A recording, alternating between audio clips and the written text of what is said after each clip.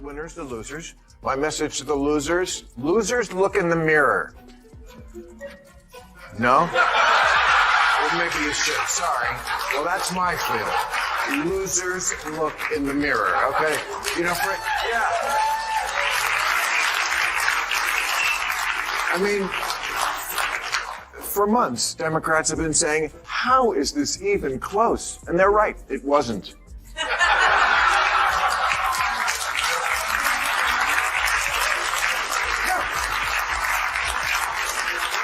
They could not conceive of a second Trump term, but they should have. When does America ever turn down second?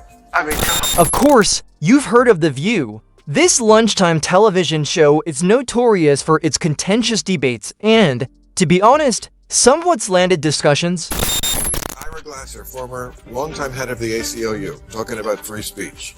Whoopi Goldberg, who, by the way, I hope is still a friend, we can disagree with each other, should not be canceled or put off her show, as much as I totally disagree with her crazy statement. Free speech. She should be there. She shouldn't get a timeout. Not every single thing has to be for everybody. Right. We can have platforms that have stuff on them that not everyone on that platform or who consumes stuff on that platform enjoys. And The View is a particularly weird place to do a cancellation. It's called The View? It's called The View. It's not called The Facts. Yeah, but isn't it interesting that it's called, I don't think they meant this when Barbara Walters invented it a long time ago, but it's The View. Well, that's the problem in America. There is one view, right, and one that's clearly true opinion, and everybody else can go sit in the corner. But the hosts were really shocked the other day when Bill Maher walked in. Maher isn't the kind to just nod in agreement. Instead, he barged in and left everyone in the audience in shock with his frank and biting statements. On Saturday Night Live, as the losing candidate often is, it worked so well for Hillary. Let's run that back. And it just made me think, I'm sure every single member of the Saturday Night Live cast was a Harris supporter. Well, what if one of them wasn't? What if one of those cast members was for Trump? Would they have felt comfortable saying so? I really don't think so. They would have had to keep it to themselves. That's not a good place for us to be. I remember when, and that happens even more on the left. And I remember when Elon Musk hosted, and this is well before he was a Trumper.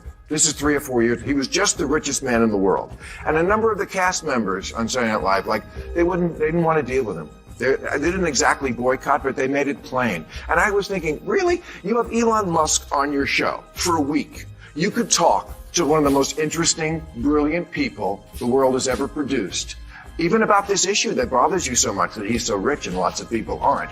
But no, you don't want to even deal with him. That's what I hate about the left. You're brats. You're brats and you're snobs. He didn't hold back. He explicitly questioned the presenters about echo chamber dynamics and criticized them for what he sees as a lack of true diversity of ideas. This was something fresh. To be honest, as we all know, The View isn't exactly a place where any idea goes. Maher essentially revealed the root of the problem: how they like telling their own story while silencing others. Drilled 5 times. They've started 5 wars since they were given that land back. They could have chosen to turn that place into any place they wanted to, and they took a lot of money that they took from the international community and they spent it on bombs and guns and building tunnels. So if they need to be destroyed, how do we do that? It's a war. I don't know how to do that, and you don't know how to do that. I assume the Israeli... Of course, everybody is, but that's what happens in a war. Here's a way to stop that. Stop attacking Israel.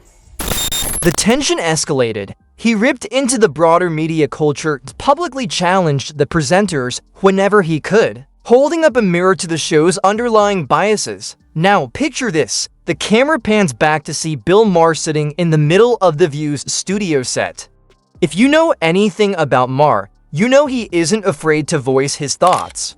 The hosts smile politely as they prepare for another typical show, but Maher's expression is determined. He seems to be thinking, alright, everyone, buckle up because it's time to change the script. He immediately addresses what he believes are the show's primary flaws: the lack of authentic, varied perspectives. For a show called The View, Maher argues it's all just one point of view repeated, that echo chamber effect. He says, tension rises as Maher points out the panel's tendency to stifle criticism. They have consistently rejected opposing viewpoints and branded dissenters as problematic. Doesn't that seem like a big deal? Because this show claims to provide a range of perspectives, yet Maher exposes it for what it is, fostering an environment that inhibits real dialogue under the guise of conversation. The hosts clearly become uneasy as Maher calls attention to a subtle reality nobody talks about. While others sit slack-jawed, Maher continues, shifting the focus to the larger media landscape, where he believes this behavior is not just common, but widespread. The whole point is they didn't vote for him because of racism and misogyny. They voted for him because they felt like, I think the biggest common denominator in this election is people want a good life and ability to provide for their family. Well, whether we agree or not with Donald Trump's plans, Black people they thought that he was one of reflective. the poorest demographics in this country, but they voted for Kamala Harris. But there was a split, and more of them voted for Donald Trump than had historically. I think that there's such a desire. If you really think the vast majority of this country voted because of racism and misogyny, you're missing it. Most of my family, a lot of my family doesn't have college degrees. But the stats are the stats. But that's not, it doesn't say I'm white, I voted for Donald Trump because of racism.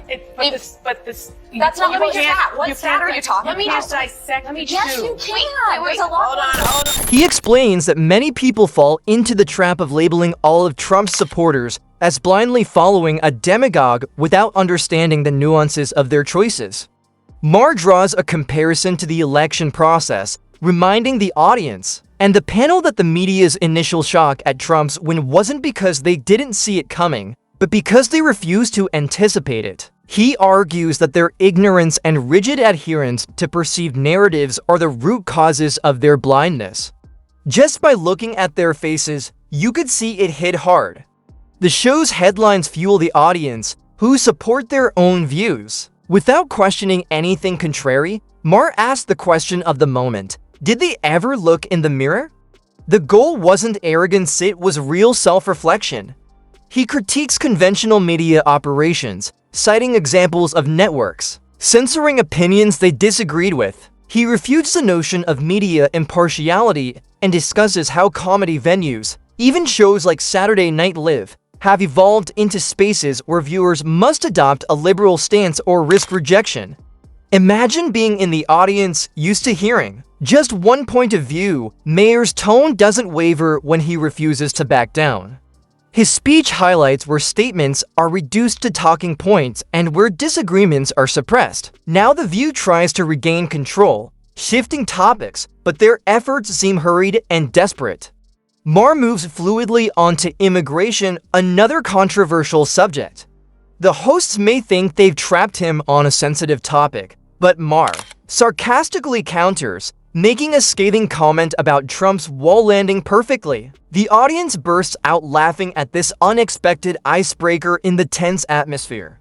Maher then targets the leftist media landscape, condemning its moral grandstanding and manufactured outrage. Maher highlights the hypocrisy of those who said they'd leave if Trump won, critiques Saturday Night Live's enforced conformity, and exposes the fear behind polished facades. The hosts grow tense as he tackles controversial topics, delivers hard facts over opinions, and defends free speech not out of agreement but principle. A very different opinion. And the answer is not to make them sit in a corner for 2 weeks. That is insulting. It's so insulting to make a 65-year-old, the person at ABC News said, I've asked her to take time to reflect and learn about the impact of her comments. Reflect. How insulting for someone of her age, who's a sophisticated person, and the impact of her comment. There is no impact. There aren't neo-Nazis waiting for the green light from a lady on The View to go out and do a new crystal knot.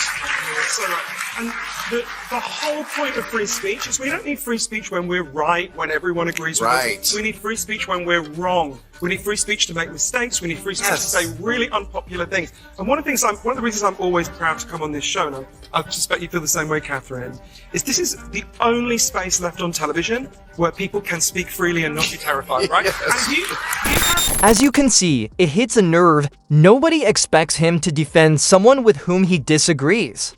Maher's larger contention is that the media's tendency to regulate debate is reflected in these decisions by highlighting how absurd it is to teach adults based solely on their comments. He suggests the so-called learning opportunity is really a front for control. His sarcasm is evident. There are no neo-Nazis waiting for the guest to give approval. He says dryly, noting how cancel culture dangers are often exaggerated. He pushes everyone to realize that independent thought is safe, but until that changes, having diverse and meaningful conversations will remain a pipe dream. Maher's challenge to beliefs, not just others, is impressive. His ability to inject reality without rudeness disrupts the carefully controlled atmosphere. What do you think, folks? How do you feel about Maher taking on The View? Post a comment. Do you believe challenging the status quo is necessary? Or should this kind of conversation be normalized in today's media? Your feedback fuels the conversation and keeps us connected.